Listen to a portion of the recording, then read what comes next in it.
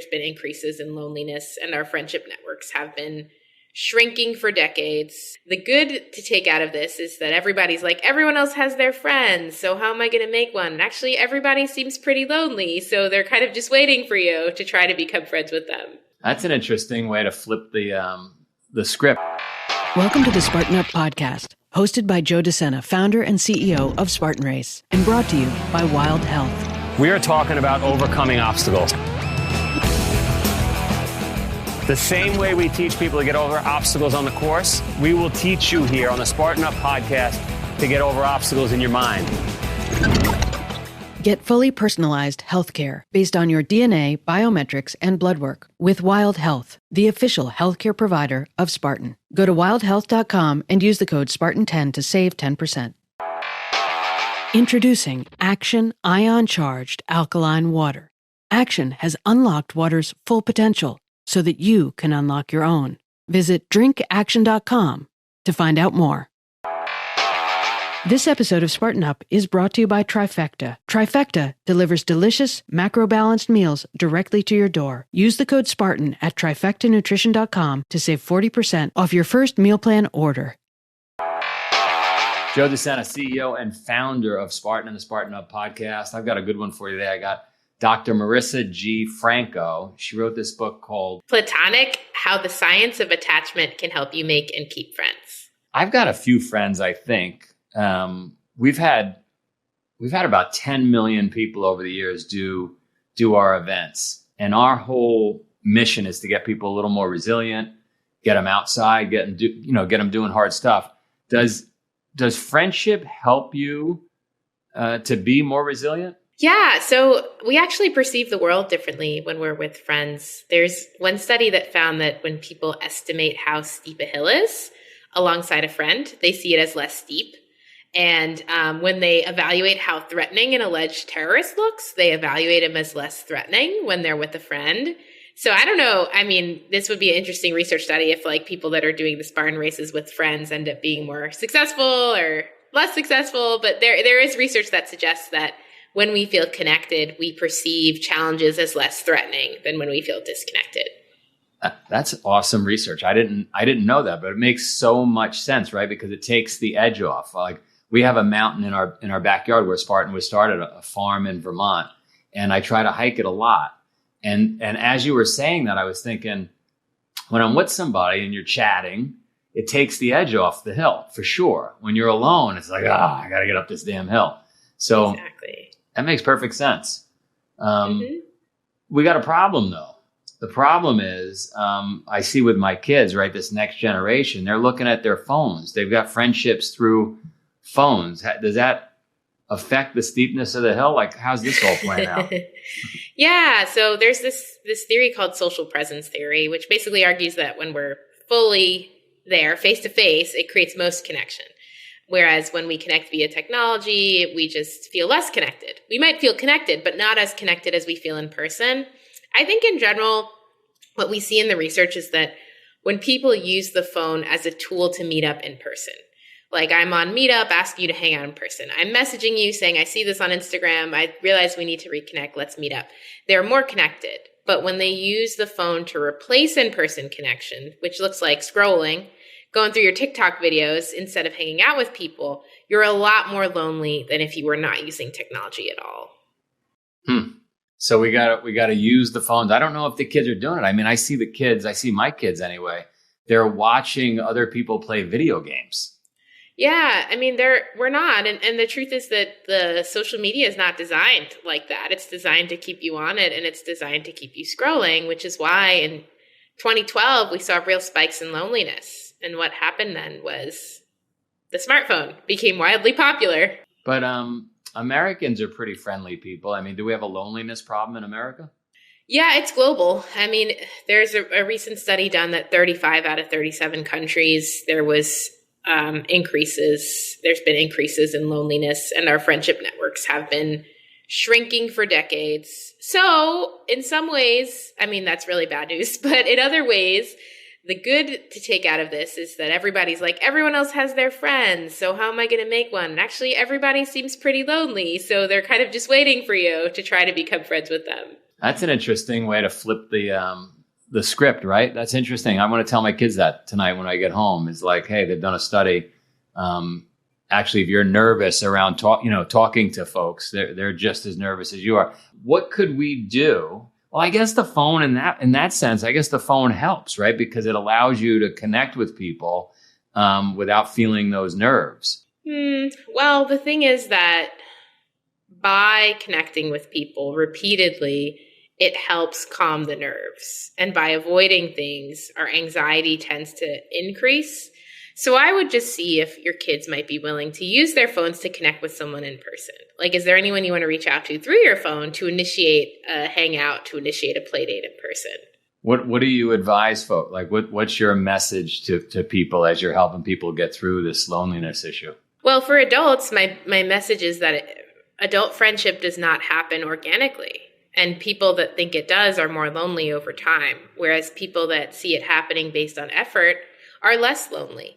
And the other reality is that people are a lot less likely to reject you than you think. This is what we find in research when strangers interact and they predict how liked they are. They tend to underestimate how liked they are by other people. So one of my big tips when it comes to making friends is to assume people like you. Because when researchers told people, you're going to go into this group, you're going to be liked, it was a lie. But people that were told that message were actually friendlier, open, and warmer. Whereas I see this with my students, we're going on this trip together, and the ones that are most closed off are the ones that often want friends the most, but also fear rejection so much. So when we fear rejection, we actually tend to reject people. We're withdrawn, we're colder. People are like, oh, I don't want to, approach them because they seem like really closed off, right?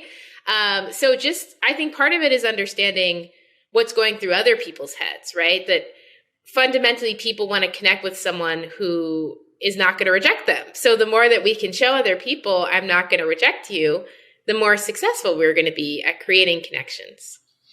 I love it. I gave a speech to Delta Force operators once, and I was going through all these tips on being more successful and resilient. And I gave them, 9 laws of resilience. And they said, Joe, they sound great, but you're missing the most important one, community. No one does anything tough alone. No one accomplishes anything great alone. So I guess my question to you would be, if we're seeing more and more loneliness and we're seeing people kind of shriek back at, are people going to be less successful because of it? Wow. That's a really interesting, complex question. It's hard to answer because there's so many different things that go into success, but I can say that connection is one of them. Like, for example, we find that, so for me at the workplace, I'm a professor. So I was like, I'm not here to connect with people. I have to write these papers. If I don't write these papers, I'm literally going to get fired from my job. And what I started to observe was that, oh, look, these people that are creating these connections, they're moving forward in the job because they're working smarter, not harder. When there's a grant, that's who are they offering the grant to? Another professor. When they have an article they're writing, who are they offering co-authorship to? A professor that they're close to. So what I realized is that by disconnecting myself, I wasn't creating more time to be more successful at my job. I was making my job a lot harder and giving myself a lot more work because when we have friends, we share the work. And then I find in the research that people that have connection at work, they are more innovative, they're more productive, they're less likely to leave their jobs, they're more cooperative with other people, make better team players, like all of the things that we're looking for, connection helps provide for. And when I speak on belonging at work, I mentioned we have this myth that we go into the work and we become an employee and we no longer have these fundamental human needs like the need to belong. But if we don't address that need, our employees are going to be a lot less successful and they're going to be more likely to leave as well. But we got a problem. I mean, the world has gone remote. They're not in the workplace as much as they were. Is this a problem? I think it is because we do find that people get lonelier. Hybrid, I think, is not a problem because we find the benefits of going in level off at around 3 days a week. So that's what I would recommend if you want to feel connected and balanced. But the other thing, Joe, that's a struggle is that the research on connection finds that we underestimate how much we enjoy it. So when people are thinking about going into work, they're thinking about the commute and they're thinking about, oh, I can't do my laundry and make my food, right? And they're underestimating just how good they'll feel from being connected with other people. So I encourage people, when you're predicting what value you'll get out of connection, we often mispredict. So instead, try going into the workplace and see how you feel afterward. And if afterward you feel better, make sure you notice that and you create a plan around it when it comes to, deciding how much to go into the office. The world has definitely changed. 40 years ago, we couldn't say when you decide how much you want to go into the office, right? Normally, It's gone a little crazy here. What are igniters? What's an igniter? So, Joe, I teach a class on loneliness at University of Maryland, and I teach 2 different classes. And I start to observe one of these classes, the students send me this picture of them all going out to lunch together, like 12 students in the class.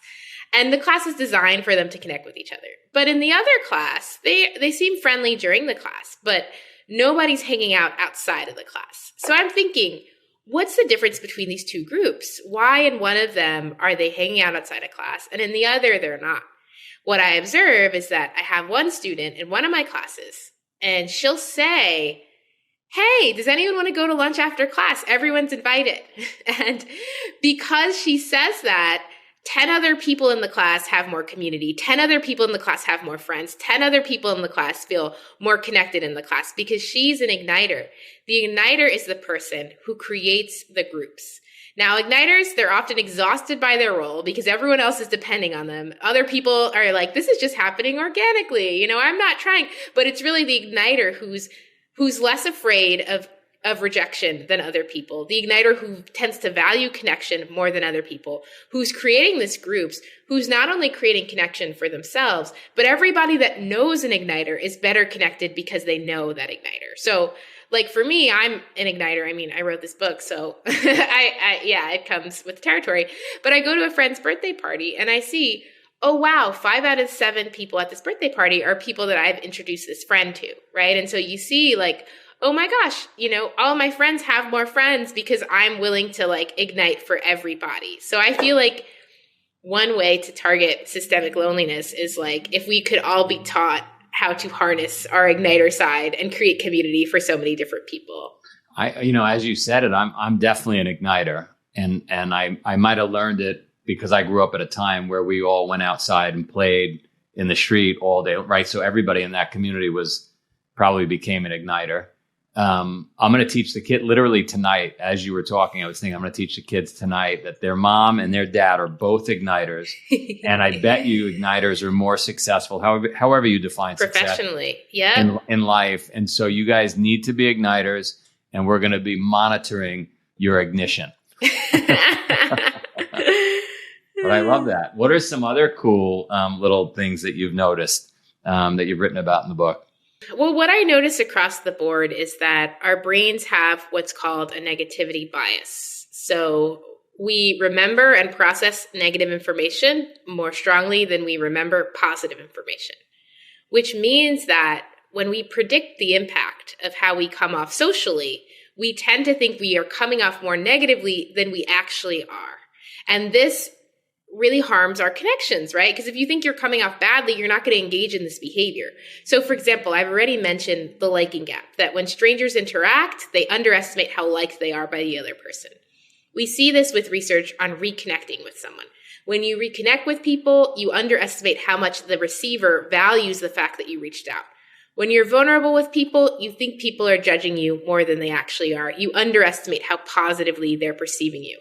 When you set a boundary with someone, you underestimate how you think that people respond more negatively to that no than they actually do. So, our social worlds in general are a lot safer than our brain is telling us they are. I like that. I gave a speech recently at one of the big technology companies we all know. And I guess there were some folks that misinterpreted a few things I said, but I think our brain, I think that's exactly why it happens. So how do we undo that? I guess it's just looking at the research and reading your book. Yeah, read Platonic. How do we undo that? There's this psychologist, Rick Hansen. He has this whole framework for taking in the good, which means that you notice and you savor moments of safety in your social interactions, right? So we're so afraid going into a new group that people are going to reject us, but literally pay attention to the person smiling, pay attention to the person laughing until you feel the joy, until you feel a positive emotion. Picture that experience melting into your body, right? So that you're taking, since our brain tends to focus on what's negative and what's wrong, we have to be intentional about taking in what's good to make us feel safe. Because when we feel safe, we're kind of naturals at connection because we're social creatures. It's just that we feel unsafe that really gets in the way of our ability to connect with other people. Here's one I got for you. We've got these events all over the world, and folks are going with friends typically to do an event. Sometimes they're new friends. And what we find is that the relationship people build with each other when they're crawling under barbed wire together, or climbing ropes, or bleeding together, kind of like what probably happens at war, right? Like those are your band of brothers or sisters. So why is that? Yeah, I mean, we do see in the research that going through this shared struggle together creates closeness and it creates intimacy. And I think we can think of it as a form of vulnerability, right? That vulnerability is this portal for deep connection. And so when we're in a vulnerable place and we're connecting with others and we're alongside others, it's like when we're vulnerable, we can receive connection more because we need it more when we're in that vulnerable place, right? When we feel like, man, I don't know if I can do this. This is really challenging. We have a greater need to feel connected and feel taken care of and feel protected and feel like there's other people that are in this with us as a way to make up for that sense of vulnerability. And so because we sort of crave connection more, connection becomes even more meaningful in those really vulnerable moments when we can share them with other people. I love it. So you heard it from the doctor, not from me. We need to crawl under barbed wire with more people. Okay, I don't know if I said all that, but I think we agree on the gist of the sentiment. 3 tips. Let's end it with 3 tips we should give folks at home. I know we've covered a lot of stuff already, but give us 3 good tips. Yeah, I want you to assume people like you. I want you to, the first thing I tell people when they're reaching out, when they're trying to find friends, is to reconnect with friends because you have more trust than someone new. So I want you to scroll through your phone, find someone who you're texting last year, or scroll through your contacts and just text them and say, I was just thinking about you. I was wondering how you're doing. And if it goes well, maybe invite them to hang out.